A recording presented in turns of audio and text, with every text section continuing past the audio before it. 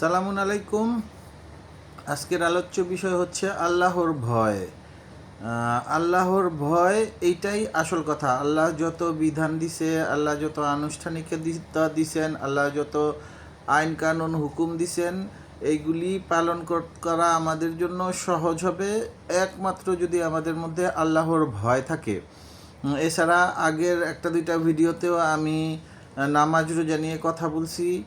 এই নামাজের আয়াতেও আল্লাহ বলছেন যে তোমরা আমার ইবাদত করো, তাতে আশা করা যায় যে তোমরা তাত্তাকুন হতে পারবা। আবার এই যে রোজার আয়াতেও কিন্তু আল্লাহ বলছেন যে তোমরা সিয়াম পালন করো, তাতে তোমরা তাত্তাকুন হতে পারবা। এখন এই যে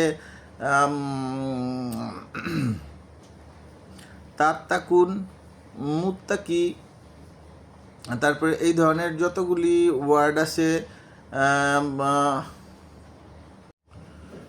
ওই তাত্তাকুন, মুত্তাকি, তাকওয়া, এইগুলা এক শব্দের বিভিন্ন রূপ।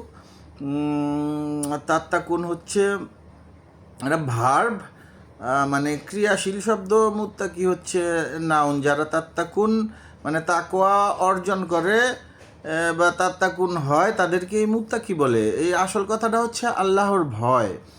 এখন আল্লাহ চান নামাজ, রোজা বা আরও যেই সমস্ত আনুষ্ঠানিকতা আছে, ধর্মীয় আনুষ্ঠানিকতার কথা বলতেছি আমি, এইগুলা কিন্তু আল্লাহর উদ্দেশ্য হচ্ছে যাতে তোমরা তাত্তাকুন হইতে পারো, মানে আল্লাহ ভীতি অর্জন করতে পারো। এবং সেই আল্লাহ ভীতি যদি তোমরা অর্জন করতে পারো, তাইলে তোমরা পাপ থেকে দূরে থাকতে পারবে। আর পাপ থেকে যদি দূরে থাকা যায়, তাইলেই মানে অসৎকর্ম থেকে আমরা দূরে থাকলাম। আর অসৎকর্ম থেকে দূরে থাকার অর্থই হচ্ছে সৎকর্ম। এই যে জান্নাতের পথে এসে পড়ছেন। কারণ জান্নাতের আল্লাহ দুইটা শর্তই বলছেন, ওই যে ইয়া করো, ইমান আনো আর সৎকর্ম করো, তাইলে পরে রয়েছে জান্নাত। সো জান্নাত যাওয়ার উপায় এই একটাই, যে ইমান আনো আর সৎকর্ম করো। ওই আর আল্লাহ ভয় যদি বলি, যার ভিতর আল্লাহর ভয় আছে তার ভিতর কিন্তু এই দুইটাই কাজ করবে। আল্লাহর ভয় মানে তো ইমান তো আইসাই পড়ছে। আর আল্লাহর ভয়ের কারণেই আপনি সমস্ত ধরনের পাপ কাজ থেকে বিরত থাকবেন, সমস্ত ধরনের ভালো কাজে আপনি উৎসাহিত হতে পারবেন। এবং নামাজ রোজার উদ্দেশ্যও কিন্তু সেই আল্লাহ ভীতি অর্জন করা। তাছাড়া ভালো কাজ করাটা কিন্তু আসলে, সৎ কাজ করাটা কিন্তু খুব একটা সোজা কাজ না যদি আল্লাহর ভীতি না থাকে। আমরা যত ধরনের খারাপ কাজ আছে, এই খারাপ কাজগুলো থেকে আমরা বিরত থাকি শুধুই মাত্র আল্লাহর ভয়ে, আর কিছু না। আপনি যে কোনো কাজ করতেই যাবেন, দেখবেন যে যেই কাজটা আপনি বুঝবেন যেই কাজটা ভালো না, সেই কাজটা আপনি করবেন না।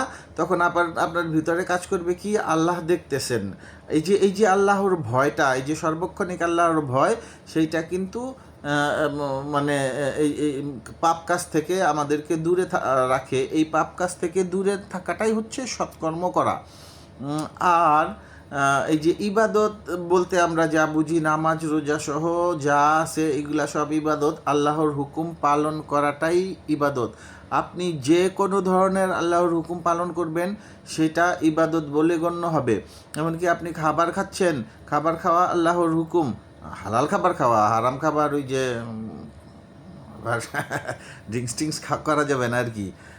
তো হালাল খাবার আপনি যখন খাবেন, সেটা ইবাদত।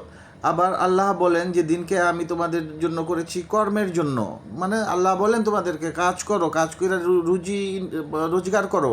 এখন এই যে আপনি যখন সকালবেলা ফজরের নামাজ পড়বেন, নামাজ পড়া আল্লাহ আবার আরেক আয়াতে বলছেন যে তোমরা ফজরের নামাজ পড়ে রিজিকের সন্ধানে বের হয়ে যাও।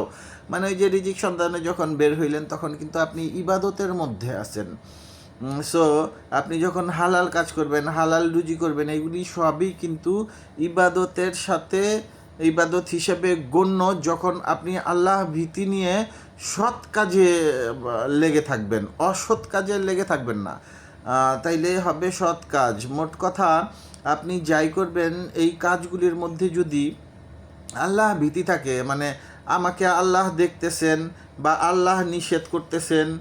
আর সবচেয়ে বড় কথা হইছে যে আমি একটা খারাপ কাজ করব, এই খারাপ কাজের প্রতিফল আমাকে পেতেই হবে।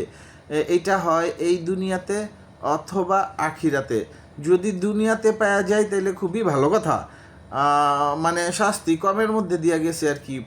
আখিরাতে যদি সেটা আল্লাহর মুখোমুখি হয়ে সেটার ফয়সালা হয় তাইলে কিন্তু কামসারা, খবর আছে আর কি, কামসারা। সো খারাপ কাজ এই যে যার ভিতরে কাজ করবে যে আমাকে আল্লাহর মুখোমুখি হতে হবে, এটার বিচার হবে, এইটাই কিন্তু আসলে আল্লাহর ভয়।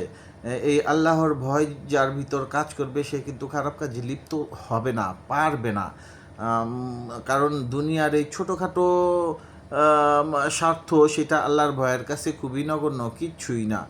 সো দুইটা কথা আজকে আমরা জানলাম যে আমরা কাজ কাম ইবাদত ঘুম যেইটাই করি এইগুলা সবই কিন্তু আসলে আল্লাহর হুকুম। যদি মানে কোরআনে নির্ধারিত পন্থায় আমরা করতে পারি, আল্লাহর কথা স্মরণ করে করতে পারি, ঘুমটাও কিন্তু ওই যে ঘুমাইবেন আর সব হইতে থাকবে, ইবাদতের মধ্যে আছেন, কাজ করতে থাকবেন, ইবাদতের মধ্যে আছেন, যেইটাই করবেন আপনি সব ইবাদতের মধ্যে গণ্য।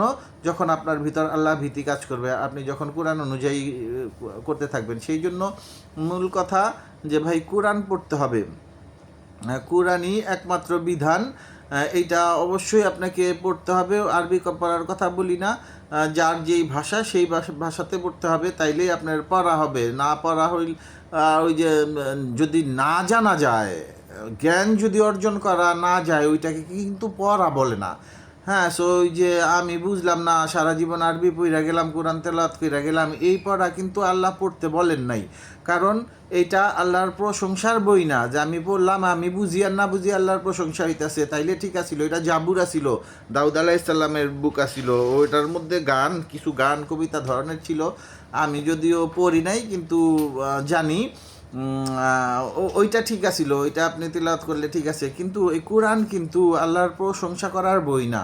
কোরআন হচ্ছে জীবন বিধান। আপনি আপনার জীবনে কি করবেন কি করবেন না, সামাজিক আইন, পারিবারিক আইন, রাষ্ট্রীয় আইন, ইন্টারন্যাশনাল আইন, সব আইন এর ভিতর আছে। হ্যাঁ, সো আপনি যদি ওই যে আমি বুঝলাম না, পড়লাম, এই পড়তে আল্লাহ বলে নাই, এই পড়া লাভও নাই, আপনি জানতে পারবেন না। সো কোরআনটা পড়তে হবে, আল্লাহ ভীতি অর্জন করতে হবে। আর আল্লাহ ভীতি যারা অর্জন করে তাদেরকেই বলা হয় মুত্তাকি। আর এই মুত্তাকিরা কিন্তু জান্নাতের সর্বোচ্চ পর্যায়ে চলে যাবে। আর ওই যে মহানবী সাল্লাল্লাহু আলাইহি সাল্লামের যে বাহিনী ছিল, সাধারণত কোরআনে তাদেরকেই মুত্তাকি বলা হয়, যারা কি বলে যে ইসলামী উম্মাহর গার্ড হিসেবে যারা ছিলেন, যারা ইসলামকে প্রতিষ্ঠিত করছেন দুনিয়াব্যাপী, তাদেরকেই কিন্তু মুত্তাকি বলে। কারণ এরা আসলেই মুত্তাকি, কারণ আল্লাহর ভয়ে, আল্লাহর হুকুম পালন করতে তারা নিজের দেশ ত্যাগ করছে, তারা জান ত্যাগ মানে মাল ত্যাগ করছে, ধন সম্পদ ত্যাগ করছে, এবং কি জীবন পর্যন্ত ত্যাগ করছে। কারণ ওই একটাই, আল্লাহর ভয়। সো যারা আল্লাহর ভয় যার ভিতর কাজ করে তারাই মুত্তাকি।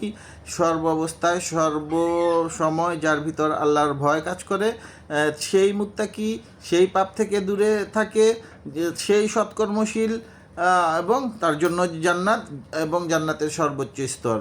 আশা করি বুঝাইতে পারছি। দেখতে থাকুন, জানতে থাকুন, আর একটু সাপোর্ট কইরেন, সাবস্ক্রাইব করতে পারেন, কমেন্ট করতে পারেন। ধন্যবাদ। সালামুন আলাইকুম।